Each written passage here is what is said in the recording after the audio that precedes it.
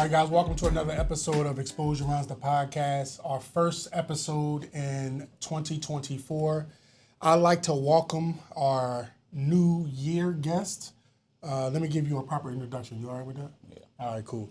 All right, so fresh off helping this team, who was down by as many as 11 points in the third quarter, y'all came back to beat Rich Township last night. You scored 23 points with the go-ahead three-pointer. Mm-hmm.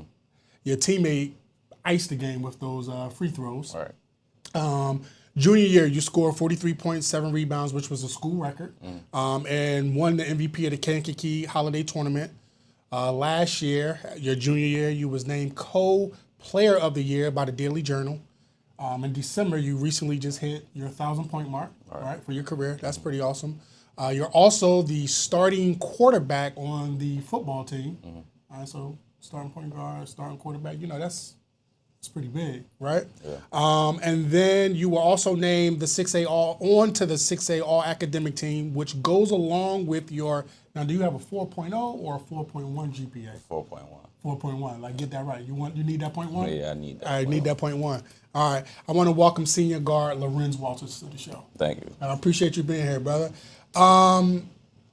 First question is, who is Larenz? What do you like to do?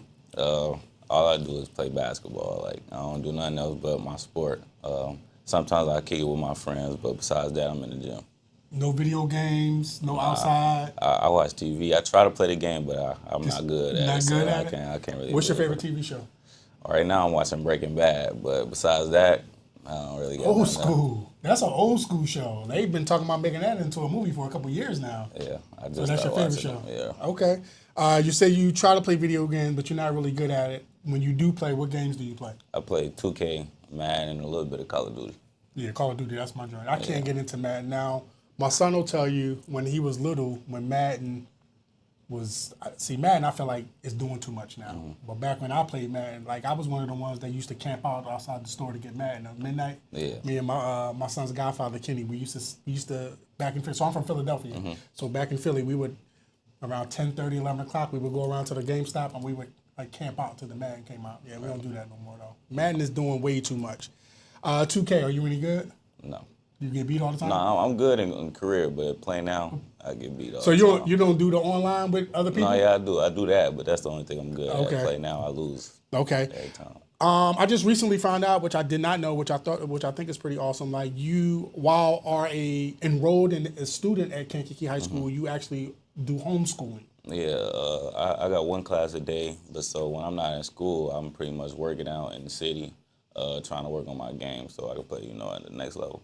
With when you are at home, like for the homeschooling, do you make your own schedule? You just log on at your own time, or are there certain times you got to log in to do subjects and work? Unless it's a Zoom, you can pretty much, as long as you're doing your work, there really isn't a certain time to do it. But if you need to see your teacher, you can still go into school and get some help. Oh, okay. Just based off of that, and even prior to going through the homeschooling process, what was your favorite subject in school? I would have to say English. Really? Yeah, I don't like math. Yeah, I don't like math either. Yeah, but first of all, let me be the first to tell you, and I know your mom is here. Mm-hmm. She is a superintendent. Right. Let me. I don't know what your mom is telling you at home, but listen to her. But I'm going to tell you, like 85% of the math you learn, you don't use in real life. I'm just letting you know that. As long as you know how to count your money and you know how to measure curtains when you get married, you good to go. Like everything else, you do not need nothing else when it comes to math. But still listen to your mom. She's going to still tell you need it all. But I'm just letting you know, from man to man, you don't need math. All right? So just know how to count your mony, know how to measure curtains. That's all you need to know, all right? You said your favorite subject is English. Why English? It's really either English or science, and I had to choose English. I don't really like it. But I'm a major in science. I'm a major in sports medicine or exercise science because I like crowd therapy. When I got injured, I went to a crowd therapy here in South Holland, and I really liked what they did, so that's kind of what I want to go into. Okay. My favorite subject is, my second favorite subject was English. My favorite subject is history. I love history. I'll watch movies that's supposed to be based on true stories, and when I'm done, I'll like deep dive into that story. So like I'm a real history buff. I love history. Chicago and Illinois has like a plethora of history. So like I love getting into that. Teacher-wise, who's your favorite teacher? Her name is Miss McManus. She's a math teacher, so you know when I need some help with math, she got help you. me out. Yeah. That's funny that math is your least favorite subject, but your favorite teacher is math. Yeah. That's pretty cool. Describe your principal, Mr. Bass. What is he like? He was a super cool dude, stand-up guy. You know, he's always at all the sport events, football games. He was always there. You know, yesterday at the Rich Township game, he was there supporting. So you know, everybody come out, but he definitely one of the people that's there. Is he one of them teachers? Is he one of them principals that's like real? I don't want to say aggressive, but like, you know, sometimes principals are, they're not really approachable. They're all business. Like describe his principal style. Like he's super friendly. He talks to the kids. Like you'll see him walking through the hallway, greeting kids. So like it's not like he all to himself. He out there. Yeah, he out there in the school. He out there on the block. Okay, I like that. Who's your favorite non-staff that's not a teacher and why? You can't say your basketball coach because I got specific. I know you was. I got specific questions for Coach. Non-teacher. Non-teacher. Who's your favorite staff? I can't even answer that. I don't know. You don't have one? Besides my basketball coach. Besides your basketball coach? Now, your basketball coach works in the school? Yeah. What's his role in the school? He do the computers, so you know he helps Like if your computer get broke, yeah. Most basketball coaches I know, they are usually part of the culture staff. Like they do dean type work. So, but he works in the computer lab. Now, people that don't play basketball, that Coach Pickett is like responsible for teaching, if you will. Like, what is he like as a teacher? No, he a pretty cool teacher. He teach like a history class. It's called American. I don't remember I had it my sophomore year, but yeah, he teaches history class. So how your favorite subject, history? He just talked about a lot of stuff in the past. It was super cool. Okay. Who's your favorite teammate and why? My favorite team. I don't really have a favorite team. I like everybody. You like everybody? That's a real political answer. That's a real political answer. I know you. So who do you find yourself talking to more on non-game days versus game days? Monte. Okay. We stay together. Like we always together. So that's probably that would probably be the one, but you ain't want to say that. You ain't want to put nobody. Okay, that's cool. I understand. No problem there.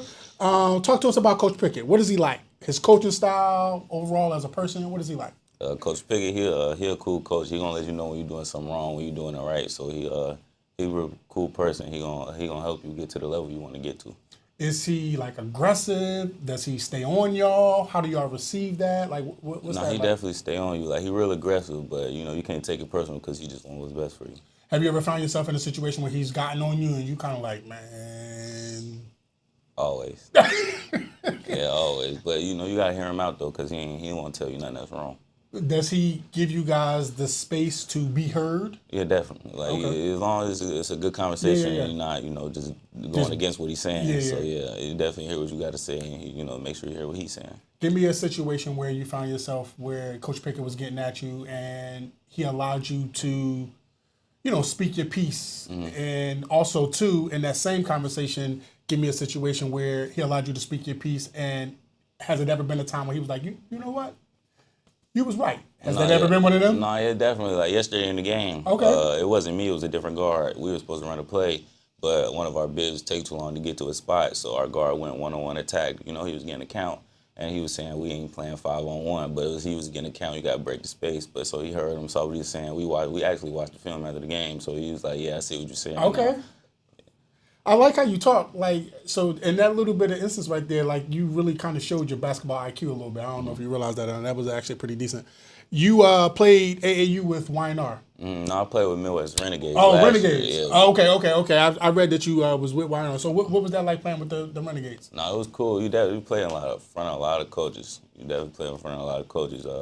That's all about preparation, though. You got to be ready for that moment. Right. Do you feel like, I know prior to, I would say about 4 or 5 years ago, so I've been here since 2012, so about maybe about 3 or 4 years ago, it was kind of like a taboo thing to play AAU after your senior year of high school. Mm-hmm. Now it seems to be a little bit more accepted, if you will, especially if you're still trying to gather more offers or just trying to get yourself. Do you feel that you're going to need to do that going into this upcoming spring and summer? Yeah, I definitely, even if I don't need to, I'll still play in the spring. But I'm not going to say too much, but I kind of want to do something after AAU. So I might, I'm going to step play in the spring. So I might keep something close to the vest. Okay, yeah. All right. We can talk about it later. All right. What is your honest thoughts on the entire AAU scene, like the circuit? What's your thoughts on it? some people believe you got to play on, a EYBL team, UAA. I feel like if you play on a good independent team, you playing in front of the right people with a good coach, it doesn't really matter to me. Do you feel that recruiting, as it relates to now, how COVID has now pushed coaches for the transfer portal and, wanting the JUCO players, the older players, like high school players don't seem to be getting a fair shake, or you have to be like one of those elite players, if you will. Do you find that to be have you found that to be a little tough for your personal recruitment? No, I definitely. So I went under the radar. So like my recruitment is just now starting to pick up. So the transfer portal and the JUCO scene definitely played a part. That's why I want to do the AAU, maybe postgrad. You never know. Okay. You just recently took an unofficial visit to Loyola. What was that like? Talk about that experience. No, Loyola, I love the whole coaching staff. They were super kind after the game. They all greeted me, talked for about 10, 15 minutes. Before that, I took a tour of the campus. It was cold, but yeah, it was definitely cold. Yeah, but it's real beautiful. I liked it. Have you experienced an official visit yet? No, I haven't went on any officials yet. No officials yet. Okay, so because my question is going to be, do you like the difference between? Talk about your recruitment, like the likes, the dislikes. Obviously, matter of fact, I don't want to speak for you. Talk about your recruitment, the likes and dislikes of recruitment for you personally. The likes and dislikes. I don't want to say there's any dislikes. I'm loving the process right now. All the coaches calling, texting. So I'm just trying to take a couple more visits. Right now, I'm just going with the flow. Okay. Have you signed up for your NCAA number yet? I think so, yeah. Okay, all right. So just so you know, and I know your mom is here, so you go into the NCAA website. If you haven't already, you go into the NCAA website, you fill out the information, because every NCAA potential athlete, has to have an identification number. So just make sure, if you haven't done that. Also, too, if I were you, or no, not if I were you, I would suggest also signing up. The NAIA has the same type of system. That's where Xavier's at. He's at an NAIA, so you have to do the same type of thing. But those identification numbers is how coaches are able to find you in those particular things. So all right, that's cool.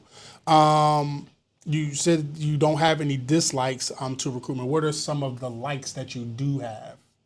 Just the process of touring the campus, that's what I like. And hearing the academic side, my mom being the superintendent, that's her favorite part. But I like being at the games, just seeing the flow of the basketball, how it's a faster paced game, stronger players, stuff like that.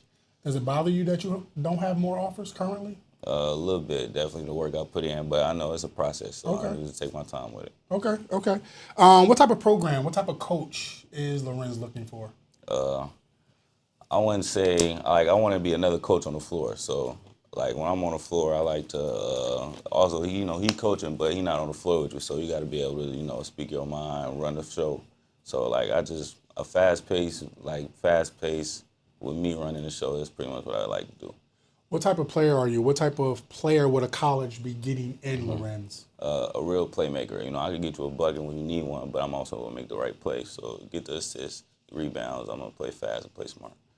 What would you say is your favorite thing about playing basketball? Favorite thing about playing basketball, I would say just the team aspect. When you're not doing well, my team ain't gonna have my back, or when he not doing well, I'm gonna have his back, and I'm gonna still play defense. When you're not playing a team, you don't win as much. What's your favorite thing about playing football? Definitely the same thing. Thing? Growing up, we played with the same players. So as soon as 5 years old, the whole football team, we all played together. So our last year was this year, so it was just a different environment. Different feelings. Yeah. This was the last one. If you had to choose between football and basketball, which one would you choose? Basketball. No question. No question. If a coach offered you to be able to play both basketball and football at their campus, would you take it? Yeah, but I would probably argue that I should just play basketball. Why? I don't know. Basketball is just my thing. I just feel like that's where I'm more comfortable at, and I just love it the most. And but you were the starting quarterback. You don't feel like you were comfortable in that role? Or do you think you're a better basketball player? Not even that. It's just this is my sport. If that makes sense. This is what I do. Okay.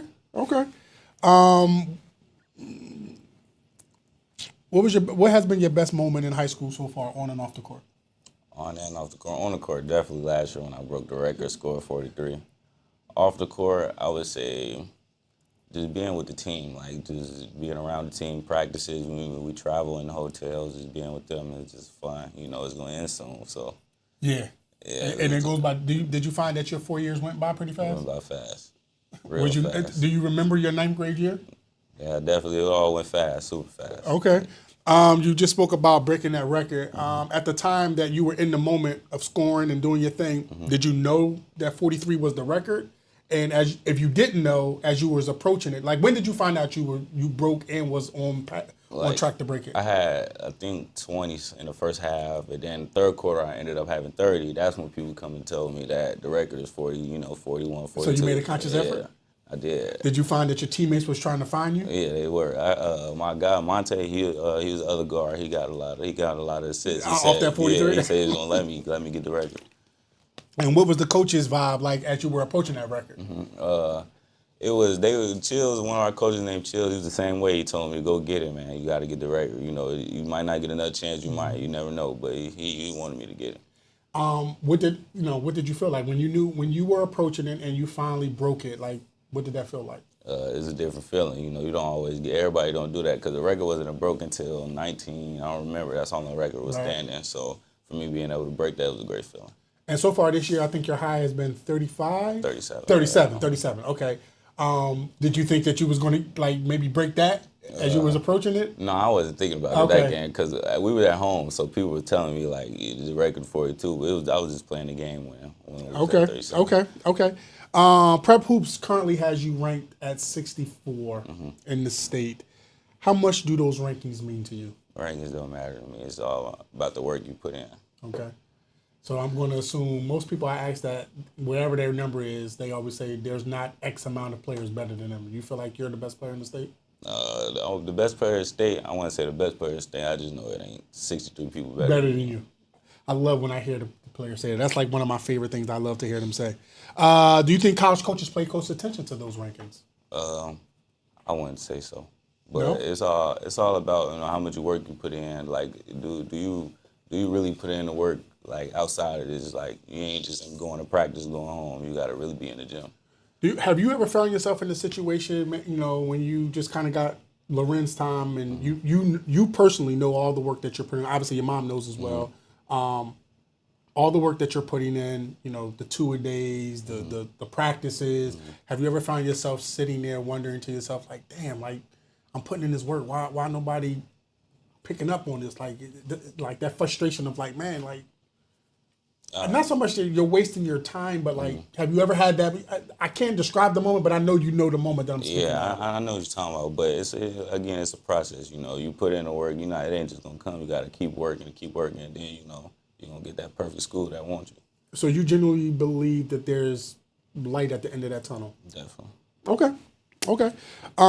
Between last year and this year, who has been the toughest player that you had to guard? Who gave you buckets? Give them their flowers. Gave me buckets. Gave you buckets personally, like you was the primary defender, and they was giving you buckets. Giving me buckets. I gotta think about that. Okay, take your time. I would have to say we were in Missouri. We played at the University of Missouri. We were playing against Battle, a top team. Okay. His name is Vernell Holt. He's super tough, a little guard. He was shifty. He ended with like 25, 26. Okay. He was tough to guard? Yeah, he was hooping, yeah. That's when I had 37, though, so. So you gave him buckets too? Yeah. Okay. I like it. And which was actually my next question. Who was barbecue chicken? Who did you give buckets to? Him. Yeah. Okay. At the University of Missouri. Okay. All right, cool. When you think about the talent that's here in the state of Illinois, first of all, basketball in this state is very rich. It's I don't want to say it's more than where I'm from, because I probably will never be able to go back home again. But basketball here is pretty tough. It's legendary, if you will. How do you see yourself fitting into that culture, if you will, of the basketball culture? No, yeah, you don't understand it until you like really into it and seeing it. So like my junior year is when I really started to get the feel and understanding for it. So now it's like you got to be a dog. You got to be tough to be playing in Chicago, Illinois basketball. Period. Yeah. No matter what subdivision or what county or what suburb you're from. No, it's pretty much it's all the same. The Southland Conference and then the Red South. It's all it's all tough. We playing against Morez Johnson and Jamson every day. So it's just tough games every game. Shout out to them. Great young men, great families. When you think about your basketball career, overall from ninth grade all the way up to now, you know, kind of getting ready to finish up. How would you describe your career in one word? One word. That's tough. You I get don't two. know. I can't. You I can't? answer that at the end. Okay. All right. I can't right now. Basketball, like I said, here in Illinois, it's just really one of them things where, you know, if you good, you good. If you not, you not. Can you think about a time where, you know, maybe you not so much didn't ever think that you wasn't good? Because from the information that I gathered on you myself, stuff that I've seen myself, like you seem to be a pretty confident player in your abilities. Not overly confident, not arrogant, just like a healthy middle ground. Have you ever had a moment on either side where you didn't think you were good enough, or where you thought you were better than what you were and you kind of got humbled, if you will? Yeah, like my sophomore year, we were playing in the sectional. We played against Loren. That's when Ty Rogers was there. So yeah, they was just bigger, stronger, faster. You know, being young. So that's definitely a time where you just realize you gotta get in that gym. You got to get in the gym. Yeah. Okay. Last few questions I got for you. Name your all-time NBA team. All-time 5 starters, 1 6-man. All right, bet. I'm gonna go with MJ. Okay. I feel like every Chicago you gotta has start- to, you start got to with say MJ. MJ. Okay. I'm gonna go with Shaq. Okay. That's 2. I need a shooter. I'm gonna go Ray Allen shooter. Okay. That's 3. That's not a bad choice. Okay. Did I say Shaq already as a You big? said Shaq. Okay. You said Shaq, MJ, Ray Allen. I'm putting KD there. Okay. I'm gonna put KD there. That's I need 4. KD. And then I'm gonna go. I could really go with a point. I'm gonna go Steph. Okay. That's 5. Who's your 6-man coming off the bench? 6-man come off the bench.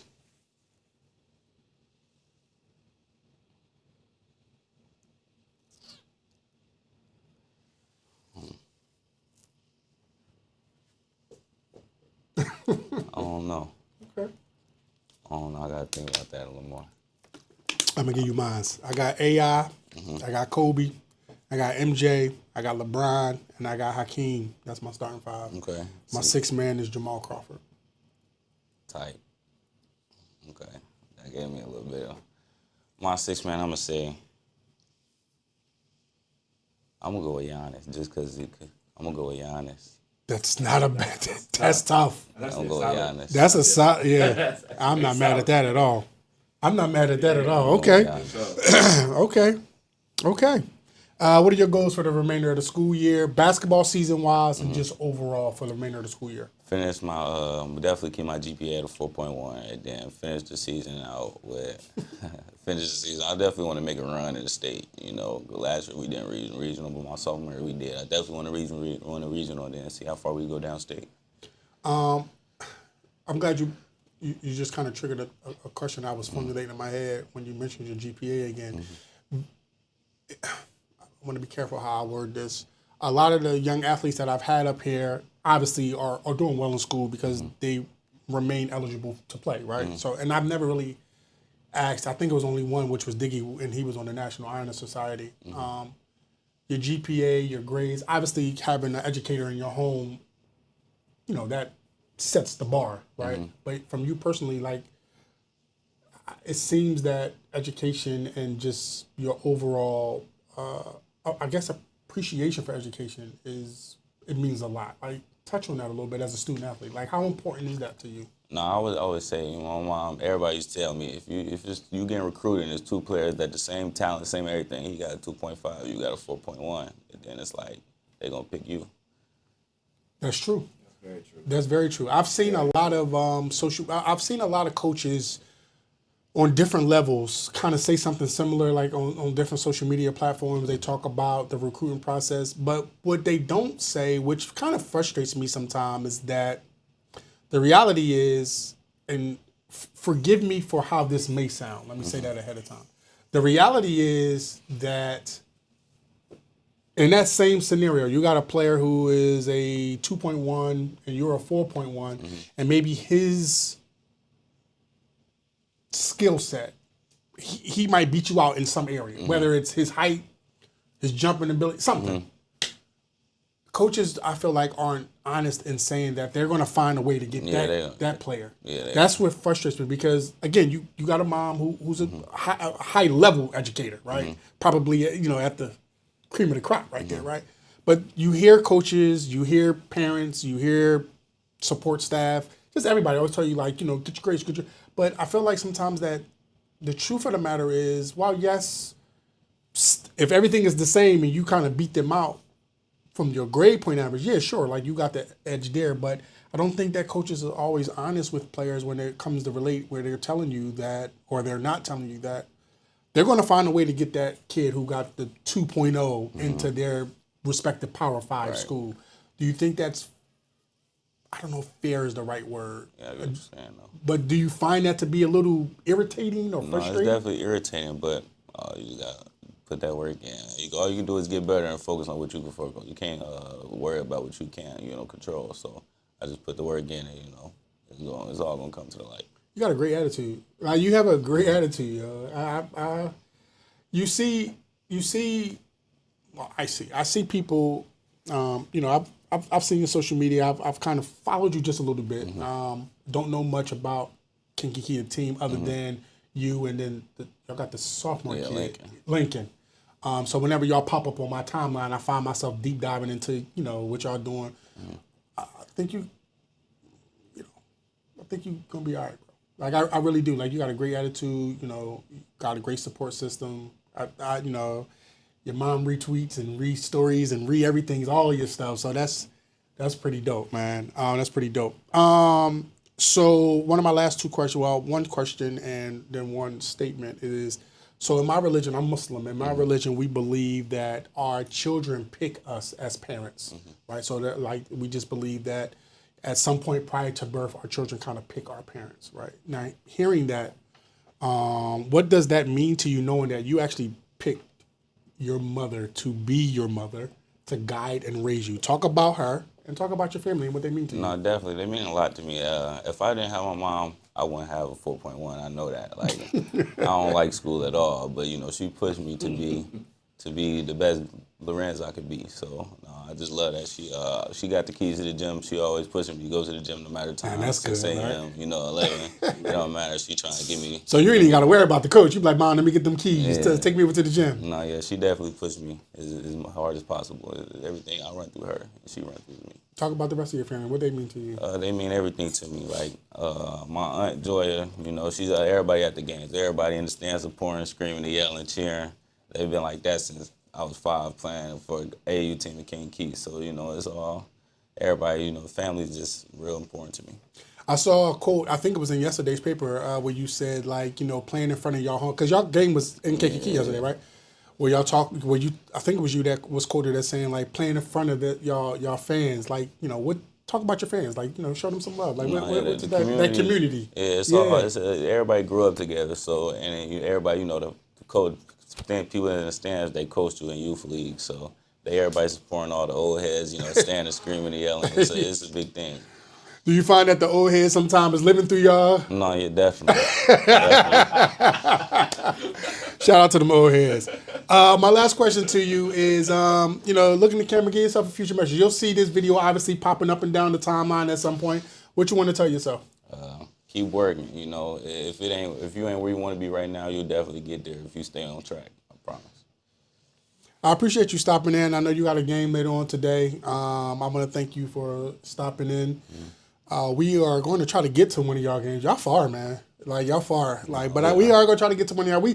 So our platform, we're trying to make sure that we are covering as much as we possibly can, which kind of brings me to my last thing. I know I asked you in the beginning, like, about the platform, like, just kind of talk a little bit about what you know about exposure runs and, what you think about it, and do you think it's important for the student athlete, and why?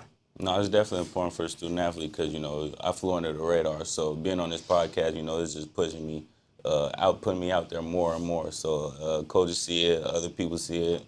It's definitely important if you want to, get out there. Yeah, we know a little bit. We know some people. Some people follow on our platform. Yeah. I get calls and Matter of fact, from our unsigned senior showcase, which we're having in March, and if you're not signed by then, this is your official invite. I'm a proof to you that this is your official invite, because I write down. So every now and then, so I have about 4 or 5 basketball writers. Steve Parham, I got Coach Terrell, I got Justin from Next Pro, and then there's one other guy. Like, so after my